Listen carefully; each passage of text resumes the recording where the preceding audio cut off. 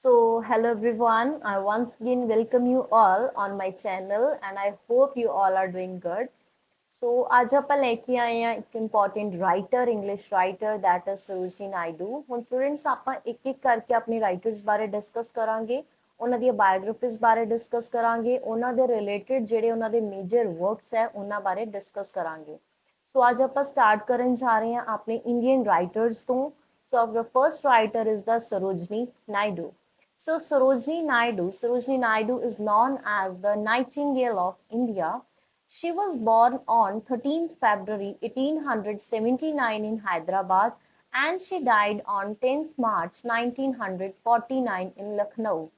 First of all, ਆਪਾਂ ਜਦੋਂ ਵੀ ਕੋਈ ਰਾਈਟਰ ਕਰਦੇ ਆ ਆਪਾਂ ਨੂੰ writer the birth date, birth year and ਉਹਨਾਂ ਦੀ ਡੈਥ ਡੇਟ ਐਂਡ ਉਹਨਾਂ ਦਾ ਡੈਥ ਈਅਰ ਕੀ ਹੈ ਮੋਸਟ ਕ੍ਰੂਸ਼ਲ ਹੈ ਕਿ ਆਪਾਂ ਨੂੰ ਯਾਦ ਹੋਣਾ ਚਾਹੀਦਾ ਆ। ਠੀਕ ਹੈ। She was born on 13th February 1879 in Hyderabad. So 13th February is also celebrated as the National Women's Day we celebrate ਕੀਤਾ ਜਾਂਦਾ ਆ and she died on 10th March 1949 in Lucknow. So 1949 ਦੇ ਵਿੱਚ ਆਪਾਂ ਨੋਬੇਲ ਪ੍ਰਾਈਜ਼ਸ ਵਾਲੀ ਇੱਕ video ਆਪਾਂ ਪਹਿਲਾਂ ਅਪਲੋਡ ਕਰ ਚੁੱਕੇ ਹਾਂ। ਜਿਨ੍ਹਾਂ ਸਟੂਡੈਂਟਸ ਨੇ ਸੁਣੀ ਹੈ ਉਹਨਾਂ ਨੂੰ ਪਤਾ ਹੋਊਗਾ ਕਿ 1949 ਦੇ ਵਿੱਚ ਇੱਕ ਇੰਗਲਿਸ਼ ਰਾਈਟਰ ਨੂੰ ਨੋਬੇਲ ਪ੍ਰਾਈਜ਼ ਵੀ ਮਿਲਿਆ ਆ and he is GB Shaw, George Bernard Shaw. Actual ਦੇ ਵਿੱਚ ਜਿਹੜੇ ਸਰੋਜਨੀ ਨਾਇਡੂ ਸੀ ਨਾ, she was an Indian political activist and famous poet. ਠੀਕ ਹੈ, ਇੱਕ ਇੰਡੀਅਨ ਪੋਲੀਟੀਕਲ ਐਕਟਿਵਿਸਟ ਵੀ ਸੀ, ਇੱਕ ਬਹੁਤ ਇੰਪੋਰਟੈਂਟ ਫੇਮਸ ਪੋਇਟ ਵੀ ਸੀ। ਜਦੋਂ ਇਹਨਾਂ ਦਾ ਬਰਥ ਹੋਇਆ she was born with the name of Sarojini Chattopadhyay. ਠੀਕ ਹੈ, ਇਹਨਾਂ ਦਾ ਪਹਿਲਾ ਜਿਹੜਾ ਨਾਮ ਸੀ ਸਰੋਜਨੀ ਚਟੋਪਾਧਿਆ ਸੀ, ਬਟ ਆਫਟਰ ਹਰ ਮੈਰਿਜ ਕੀ ਉਹਨਾਂ ਦਾ ਨੇਮ ਚੇਂਜ ਹੋ ਗਿਆ ਸੀਗਾ ਸਰੋਜਨੀ ਨਾਇਡੂ ਦੇ ਵਿੱਚ and she was a renowned freedom fighter. ठीक है, she was a famous freedom fighter भी ਸੀ and also known as the India's feminist luminaries ਦੇ ਨਾਮ ਤੋਂ ਵੀ ਇਹਨਾਂ ਨੂੰ ਜਾਣਿਆ ਜਾਂਦਾ ਹੈ। ਇਹਨਾਂ ਨੂੰ important title ਦਿੱਤਾ ਜਾਂਦਾ ਸੀ and she was born in a Bengali Hindu family. ਇਹਨਾਂ ਦਾ ਜਿਹੜਾ birth ਹੈ ਉਹ ਬੰਗਾਲੀ ਹਿੰਦੂ ਫੈਮਿਲੀ ਦੇ ਵਿੱਚ ਹੋਇਆ ਸੀ। ਜਿਹੜੇ ਸਰੋਜਨੀ ਨਾਇਡੂ ਦੇ ਫਾਦਰ ਸੀਗੇ, he was a scientist, he was a philosopher and as well as he was an educator and a Bengali Brahmin. ਤੇ ਜਿਹੜੀ ਸਰੋਜਨੀ ਨਾਇਡੂ ਦੇ mother C, she was a Bengali poet. ਇਹਨਾਂ ਦੇ ਫਾਦਰ ਨੂੰ ਵਾਕਿੰਗ ਐਨਸਾਈਕਲੋਪੀਡੀਆ ਦੇ ਨਾਮ ਨਾਲ ਵੀ ਜਾਣਿਆ ਜਾਂਦਾ ਸੀਗਾ। ਠੀਕ ਹੈ। Sarojini Naidu began to write at the age of 12. You can see ਕਿ ਕਿੰਨੀ ਛੋਟੀ ਉਮਰ ਦੇ ਵਿੱਚ ਉਹਨਾਂ ਨੇ ਲਿਖਣਾ ਸਟਾਰਟ ਕਰਤਾ ਸੀਗਾ। She was known as the Nightingale of India. ਹੁਣ ਇੱਥੇ Nightingale of India ਕਿਹਾ ਜਾਂਦਾ ਹੈ ਸਰੋਜਨੀ ਨਾਇਡੂ ਨੂੰ and who gave this title to her? Mahatma Gandhi.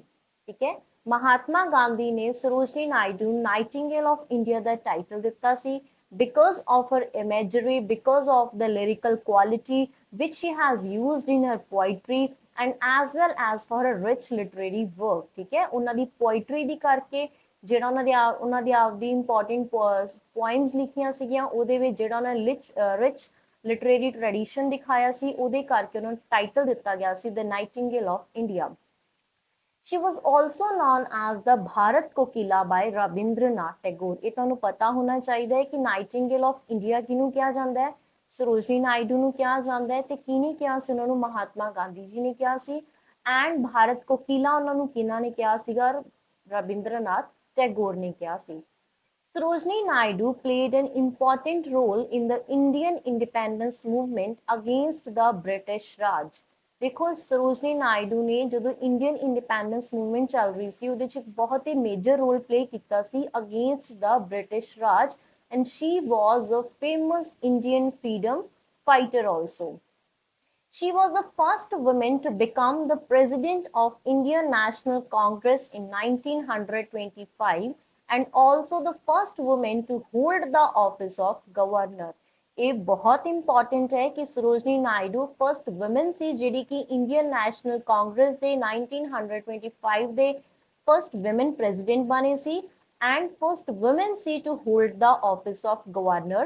She became the part of the Indian national movement and Mahatma Gandhi ਦੇ ਵੀ ਕੀ ਇਹ ਆਪਾਂ ਕਹਿ ਸਕਦੇ ਕੱਟੜ follower C and she followed the Mahatma Gandhi and the idea of Swaraj which was given by the Mahatma Gandhi. And Sarojini Naidu ਦੇ ਜਿਹੜੇ spouse ਸੀਗੇ, ਠੀਕ ਹੈ, ਉਹਨਾਂ ਦੇ ਜਿਹੜੇ ਹਸਬੈਂਡ ਸੀ, ਹਿਜ਼ ਨੇਮ ਵਾਜ਼ ਗੋਵਿੰਦ ਰਾਜੂ ਨਾਇਡੂ, ਠੀਕ ਹੈ, ਉਹਨਾਂ ਦੇ ਹਸਬੈਂਡ ਦਾ ਨਾਮ ਗੋਵਿੰਦਾ ਰਾਜ ਨਾਇਡੂ ਸੀ। ਐਂਡ ਜਿਹੜੇ ਗੋਵਿੰਦਾ ਰਾਜ ਨਾਇਡੂ ਸੀਗੇ, ਹੀ ਵਾਜ਼ ਅ ਫੇਮਸ ਫਿਲੋਸਫਰ, ਇੱਕ ਬਹੁਤ ਹੀ ਫੇਮਸ ਫਿਲੋਸਫਰ ਸੀ, ਫਿਜ਼ੀਸ਼ੀਅਨ ਸੀ। ਐਂਡ ਇਹ ਜਦੋਂ ਸਰੋਜਨੀ ਨਾਇਡੂ ਜਦੋਂ ਇੰਗਲੈਂਡ ਦੇ ਵਿੱਚ ਸਟੱਡੀ ਕਰਨ ਲਈ ਗਏ ਸੀ, there she met Govinda Raju Naidu. ਇਹ ਇੰਟਰਕਾਸਟ ਇਹਨਾਂ ਦੀ ਮੈਰਿਜ ਹੋਈ ਸੀ, but with the approval of their families. As I have told you ਕਿ ਪਹਿਲਾਂ ਇਹਨਾਂ ਦਾ ਨਾਮ ਸੀ ਸਰੋਜਨੀ ਚਟੋਪਾਧਿਆ, ਬਟ ਜਦੋਂ ਇਹਨਾਂ ਦੀ ਮੈਰਿਜ ਗੋਵਿੰਦ ਰਾਜੂ ਨਾਇਡੂ ਦੇ ਨਾਲ ਹੋਈ ਸੀ ਤਾਂ ਇਹਨਾਂ ਦਾ ਨੇਮ ਚੇਂਜ ਹੋ ਕੇ ਕੀ ਹੋ ਗਿਆ ਸੀ, ਗੋਵਿੰਦਾ ਰਾਜ ਨਾਇਡੂ ਹੋ ਗਿਆ ਸੀ। She is also known as an Indian Yeats। Important ਹੈ ਕਿ ਕਿਹੜੇ ਰਾਈਟਰ ਨੂੰ ਇੰਡੀਅਨ ਯੀਟਸ ਦੇ ਨਾਮ ਨਾਲ ਜਾਣਿਆ ਜਾਂਦਾ ਹੈ, ਸਰੋਜਨੀ ਨਾਇਡੂ ਨੂੰ ਜਾਣਿਆ ਜਾਂਦਾ ਹੈ। ਇੱਕ ਹੋਰ ਆਪਣੀ ਇੰਡੀਅਨ ਰਾਈਟਰ ਹੈ ਹੂ ਇਜ਼ ਨੋਨ ਐਜ਼ ਦ ਮੁਲਕ ਰਾਜ ਆਫ ਇੰਡੀਆ, ਠੀਕ ਹੈ, ਚਾਰਲਸ ਡਿਕਨਸ ਨੂੰ ਕਿਹਾ ਜਾਂਦਾ ਹੈ Mulk Raj of India. Next, her most famous play, Mahir Munir, written in Persian language, impressed the Nizam of Kingdom of Hyderabad।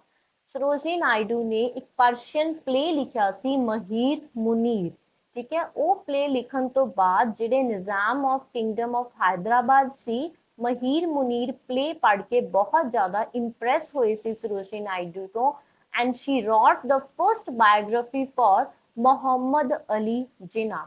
Sarojini Naidu ਨੇ ਫਰਸਟ ਬਾਇਓਗ੍ਰਾਫੀ ਲਿਖੀ ਸੀ ਮੁਹੰਮਦ ਅਲੀ ਜਿਨਾ ਦੇ ਲਈ, an ambassador of unity. Now, Muhammad Ali Jinnah was the founder and the first Governor General of the Pakistan, and she published this biography in 1919 ਦੇ ਵਿੱਚ ਸਰੋਜਨੀ ਨਾਇਡੂ ਨੇ ਕੀ ਹੈ publish ਕਰਵਾਈ ਸੀ। Edmund Gosse called her the most accomplished living poet in India। ਆ ਸਕਦਾ ਹੈ ਕਿ ਕਿਹਨਾਂ ਨੇ ਸਰੋਜਨੀ ਨਾਇਡੂ ਨੂੰ the most accomplished living poet in India the title ਦਿੱਤਾ ਸੀ, and that was Edmund Gosse ਨੇ ਦਿੱਤਾ ਸੀ। The first poem written by her at the age of 12। ਜਦੋਂ ਸਰੋਜਨੀ ਨਾਇਡੂ 12 years ਦੇ ਸੀ, the first poem written by her was The Lady of the Lake, which was considered as the longest poem written by her। ਇਹਦੇ 'ਚ ਤੁਸੀਂ confuse ਨਹੀਂ ਹੋਣਾ, ਦੇਖੋ ਦ lady of the lake ਹੈ ਜਿਹੜੀ ਲੌਂਗੇਸਟ ਪੋਇਮ ਸਰੋਜਨੀ ਨਾਇਡੂ ਦੁਆਰਾ ਲਿਖੀ ਗਈ ਹੈ। ਦ ਲੇਡੀ ਆਫ ਦ ਲੇਕ ਇੱਕ ਪੋਇਮ ਹੈ ਜਿਹੜੀ ਕਿ ਵਾਲਟਰ ਸਕॉट ਦੇ ਦੁਆਰਾ ਵੀ ਲਿਖੀ ਗਈ ਹੈ, ਠੀਕ ਹੈ। Next, Naidu's first book of poems got published in 1905, that is the Golden Threshold। ਜਿਹੜਾ Golden Threshold ਹੈ ਪੋਇਟਰੀ ਕਲੈਕਸ਼ਨ ਹੈ ਜਿਹਦੇ ਬਾਰੇ ਆਪਾਂ ਅੱਗੇ ਡਿਸਕਸ ਕਰਾਂਗੇ। Naidu's second book of poem was The Bird of Time। Subtitle is The Songs of Life, Death and Suffering, which got published in 1912। Last book of new poems published in her lifetime was The Broken Wing, which was published in 1917। Now, first poem poetry collection ਸੀ ਜਿਹੜੀ ਉਹ ਸੀ The Golden Threshold, ਠੀਕ ਹੈ। Golden Threshold Ki C, poetry collection C which was written by ਸਰੋਜਨੀ Naidu, and ਇਹਦੇ ਵਿੱਚ ਕਿੰਨੀਆਂ poems ਆਉਂਦੀਆਂ ਸੀ, total 40 poems ਆਉਂਦੀਆਂ ਸੀ। And this collection marks as the literary debut for her career। ਜਿਹੜੀ ਇਹਦਾ publication C, the Golden Threshold the publication C, that was suggested by Edmund Gosse, and the introduction for this poetry collection was given by Arthur Symon। It's very important ਕਿ ਜਿਹੜਾ Golden Threshold ਸੀ ਇਹਦਾ ਜਿਹੜਾ publication ਸੀ ਉਹ Edmund Gosse ਨੇ suggest ਕੀਤਾ ਸੀ, and ਜਿਹੜੀ ਇਹਦੀ introduction ਸੀ ਉਹ Arthur Symon ਨੇ ਦਿੱਤੀ ਸੀ। The Golden Threshold is further divided into 3 classes, ठीक है। As poetry collection ਦੇ ਵਿੱਚ 3 classes ਦੀ ਗੱਲ ਕੀਤੀ ਗਈ ਹੈ।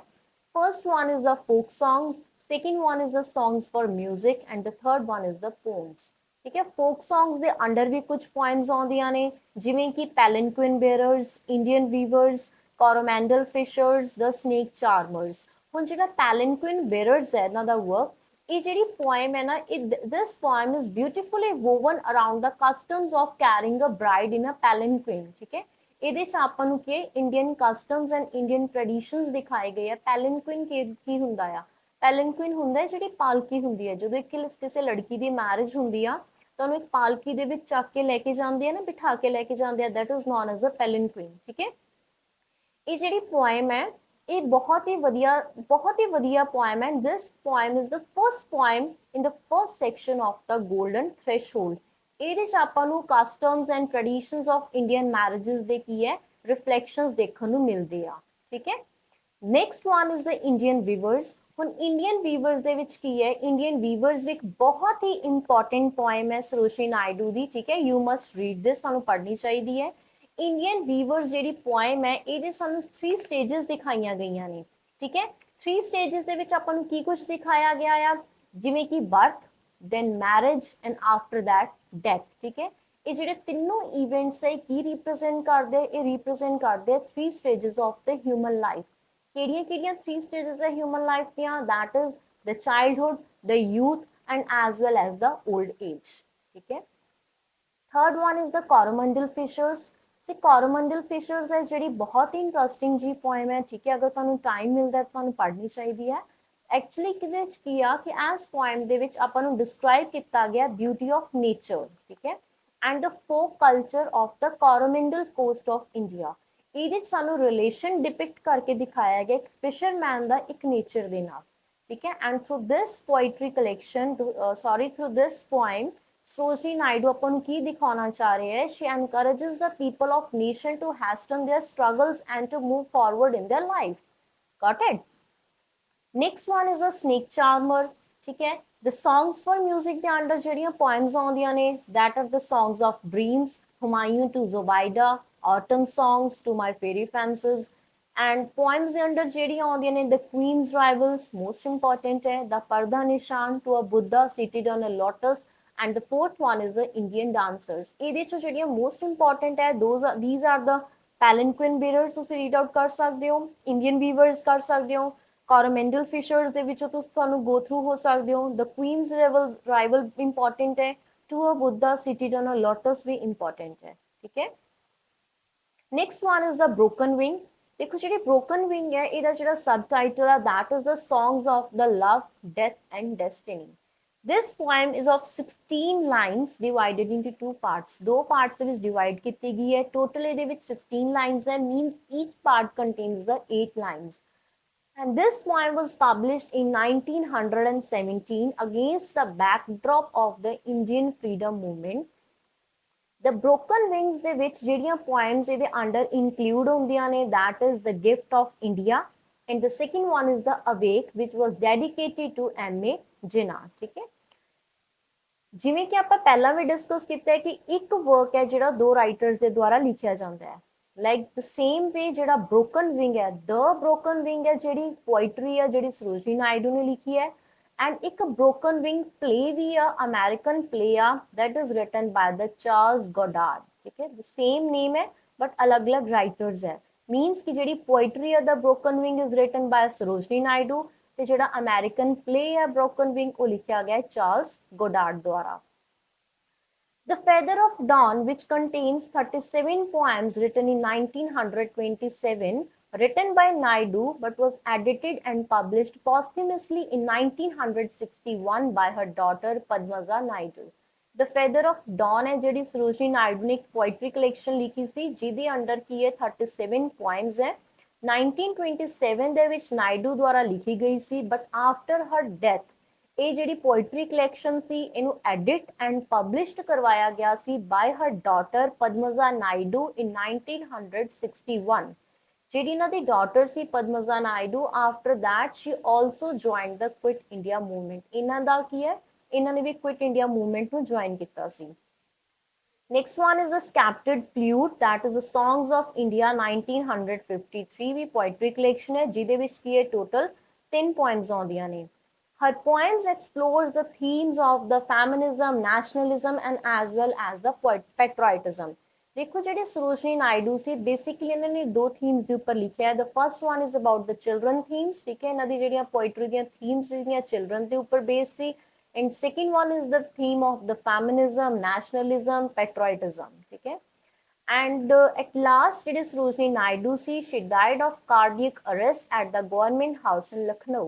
Sarojini Naidu ਦੀ government house ਲਖਨਊ ਦੇ ਵਿੱਚ ਡੈਥ ਹੋ ਗਈ ਸੀ due to cardiac arrest। ਠੀਕ ਹੈ, ਇਹਨਾਂ ਨੂੰ ਅਟੈਕ ਹੋਇਆ ਸੀ ਅਟੈਕ ਦੇ ਨਾਲ ਕੀ ਇਹਨਾਂ ਦੀ ਡੈਥ ਹੋ ਗਈ ਸੀ ਇਨ 1949 ਇਨ ਲਖਨਊ ਦੇ ਵਿੱਚ। So these are the some major important works, ठीक है ਤੁਸੀਂ ਦੇਖ ਸਕਦੇ ਹੋ। The Golden Threshold 1905 ਜਿਹਦੇ ਬਾਰੇ ਆਪਾਂ ਡਿਸਕਸ ਕੀਤਾ ਹੈ ਕਿ this poem is poetry collection is divided into 3 classes, ਉਹਨਾਂ ਦੀ ਅੰਡਰ ਕਿਹੜੀਆਂ poems ਆਉਂਦੀਆਂ ਨੇ ਤੁਸੀਂ ਉਹਦੇ ਵਿੱਚ go through ਹੋ ਸਕਦੇ ਹੋ। The second one is The Bird of Time which got published in 1912. Next one is The Broken Wing 1917, ਇਹਦੇ ਅੰਡਰ ਵੀ poems ਆਉਂਦੀਆਂ ਨੇ। The Feather of Dawn 1961, this was written by Sarojini Naidu, but later on it was edited and published by her daughter Padmaja Naidu.